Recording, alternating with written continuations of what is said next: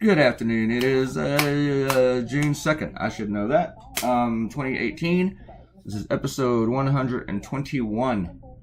We'll be at number 200 in no time at all, won't we? Alright. Today I wanted to do something. I've been wanting to do this one for the past few days. I even took down notes and everything about it, what I wanted to do. I knew exactly what I wanted to do. And I had to put it off for a couple of days because of other stuff that kept happening, like Trump pardons and crap like that. I really hate those TV preachers. I know I shouldn't hate. TV preachers would tell me it's wrong, but they hate like crazy. They hate everybody, so people give them money. I don't like those people. They're shit weasels. Just don't like them. They're common. When you live in $1 million houses, tax free. Yeah. I mean, what else can I say about that? But these guys, this one jerk in Louisiana, he's talking about how he needs another private airplane. He already has 3, but he needs one more. He needs one more, like this $54 million French luxurious jet, optional onboard shower.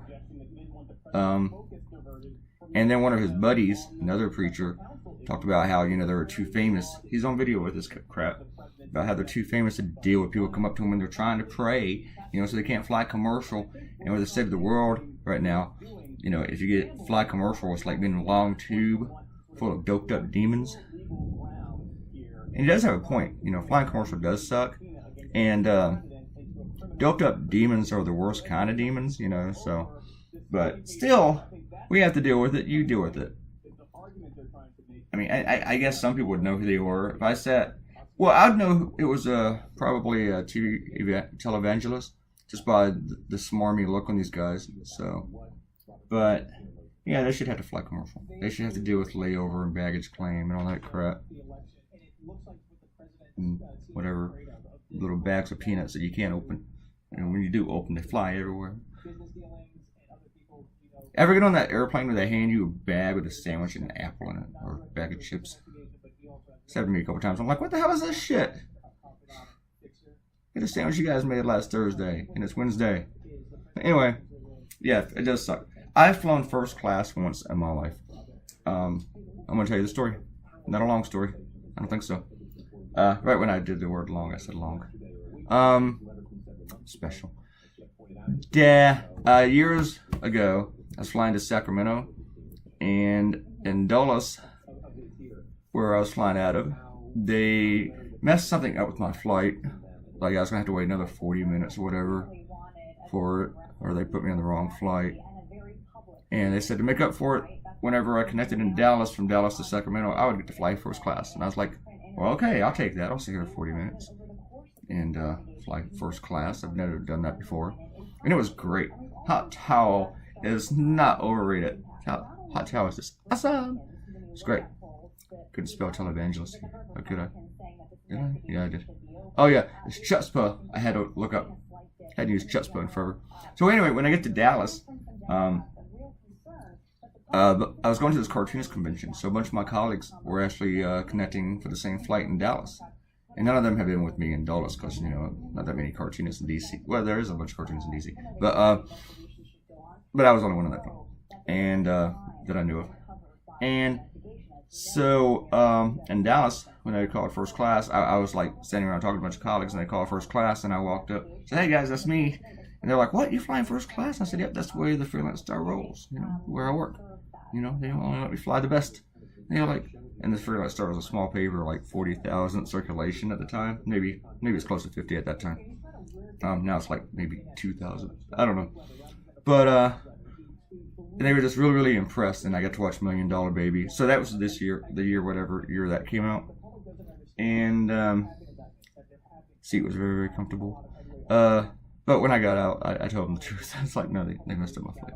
But it was nice. But on the way home, I had to fly commercial, and I just felt like some sort of savage having to sit back there with the stinky feet people. Population, all the doped up demons.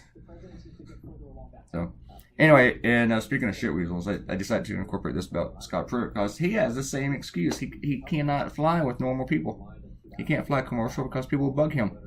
It's dangerous, and he cited what's dangerous about it is that people come up to him and they tell him how horrible he is at his job and as a human being. And also, he is a real preachy, religious, freaky guy too. He's from Oklahoma, and yeah, and there's nothing wrong with being religious and other stuff, but he bases policy and everything on stuff like that. And you should not really be basing policy on fantasies instead of like facts and science and stuff like that. Yeah. And also, he's a con man. He's a huge con artist. He's wasting lots of money. He's the one that needed the soundproof booth. He asks security if they can run red lights because he's important. It's so important. He's just so special. Gap tooth. He looks like a shit with you. You look at him, he looks like he's plotting to just screw you over. Alright. I'm doing this kind of early, sort of. I took a nap for a few hours, woke up to a thunderstorm. I like waking up to a thunderstorm. It's nice hearing all the thunder, but man, it's pouring out there. I have a creek in my front yard, and this thing is just gushing. It's like white water. Too tiny to go kayaking down, but it's just like a huge. I should film it one day and show it to you. Anyway, we're gonna do some shout outs. Time for the shout outs. Make sure we got them all. Okay, news first. I think we got them all. There's only 4 comments. What the hell? I thought there was more. And what do only? Oh, okay.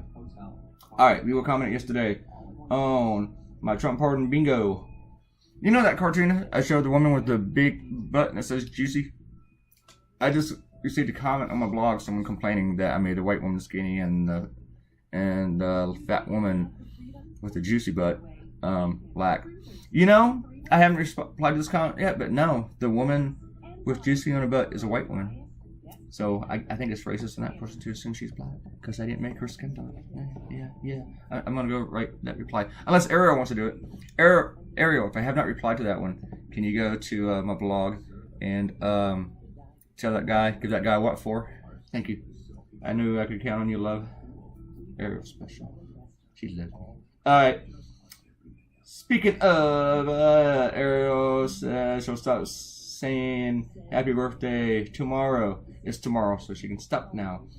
Alright. I have not replied to any of these comments on 120, but I would do it while this blog is uploading and burning and compressing whatever it does. That takes 20 minutes. Alright. No. Yeah. Ariel said she was surprised nobody mentioned the woman's armpit hair. Me too. A lot of times you don't really notice the really good little things. And she demands her play cool points recognition. You get it. You have the recognition. I don't really know how to do it. Robert Coutinho talked about the hockey. And used to be a Bruins fan. Sorry about that, Robert. Quana, not a hockey fan at all. So she didn't get the logo.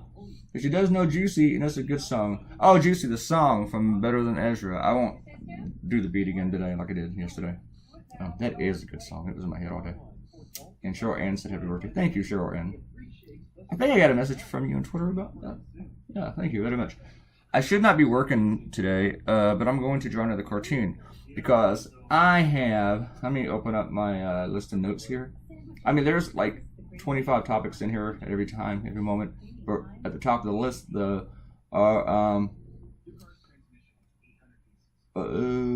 there's like 4 subjects that I know I need to do. And so there's this other one I really need to do that's going to be kind of like a bonus. Most of my papers won't use it, but I feel like I have to do it because it's in Virginia and I need to do it. So, and maybe I can whip it out pretty quick. And also an excuse to drink some more coffee because I cannot cartoon without coffee. And then I'll chill for the rest of the night. I know, birthday weekend and I'm working. I did buy some ice cream yesterday. I went out for a little while and I had a couple drinks. I didn't stay out very long. I didn't talk to anybody. I didn't tell anybody it was my birthday. And I had this chicken a la mode dish. And then I came home. But on my way home, I had to buy milk for the coffee. Milk for the ice cream. Ice cream is milk, dummy. Doop. And I bought 2 things of ice cream. So I'll be deciding tonight which one to switch. And also what food I'm going to order. Because I want to eat some food tonight. Something decent. And watch a movie. I think I want to watch the Game Plan. That looks really funny. But I watched The Post last week, finally caught up with that. And it really made me miss working in a newsroom when breaking news happens on election nights. That is the most fun time to be in a newspaper. I mean, everybody stays late. Everybody who actually cares about their job and works hard. Even the people who aren't really assigned to work late won't work on election nights. Which means that my editor at the time always tried to go home. And he did. I would work super late on election nights. And my own editor would be home. Especially the night that Barack Obama won the presidency, 2008. He and his assistant both were home by 6 because they knew what the outcome was going to be. They knew what the outcome was going to be because I told them. If I hadn't told them, they would have believed all the right-wing news sources that they read. But I had convinced them that Obama was going to win. But they went home. But anyway, the Post, until I got lost here, the Post made me just really, really miss working in a newsroom. Yeah. Did I give you all the shout-outs here? I will probably wait till tomorrow to make the next video, so maybe I can get some shout-outs for this one on that one. So, go ahead and leave a comment. I'll try to get your shout-out. I hate those letters. The keyboard keeps popping up because my hand keeps hitting the screen thing for it. And other things. It's annoying. I think like the last 5 videos have all been about 13 minutes. They've all been like the same stretch of time. The next one, I really, really hope it's shorter. I'm going to try to make it spontaneous and fun stuff, but it's really quirky and it's weird. It's a really weird story. When you see the next cartoon, you're going to be like, that's messed up. And you're going to say in the high voice too, that's messed up. Yeah, not the cartoon, the issue. The next cartoon, the issue, is so weird and stupid. It's like, how can you satire this? This reality is so dumb. And guess what? Donald Trump doesn't have anything to do with the next cartoon. Which I like this because I've done 2 cartoons in a row without Donald Trump. Or without Donald Trump issues. Even though Scott Pruitt is a Trump appointee. But I've done 2 things. And how come Scott Pruitt has not been fired yet? There's almost 12 investigations of the guy. Or less enough facing criminal charges at this point. I mean, you can't drain the swamp and have like a big hose beast dwelling with moss dangling off of him like Scott Pruitt. You can't. It's not right. It doesn't work that way. Flipping idiots. I said flipping. Trying to get Emily back here. Emily hasn't ditched us. She just gets real busy. She's a professional. And she has 2 kids. 2 boys too, so that keeps her busy. Oh. So, I don't know. I just like I'm done out of things to say. I hope you like my goldfish. And the cat. When I started this video, the cat was on my lap, but he went off to chase a spider. Then I knocked the spider off the wall and said, look, there's the spider. Now you can reach him. And then the cat didn't even see him, and the spider ran behind something, and he got away. And a cat has one job, and he can't do it. Right? Just can't. Here's your cartoon, folks. We are done. I threw in the hallelujahs.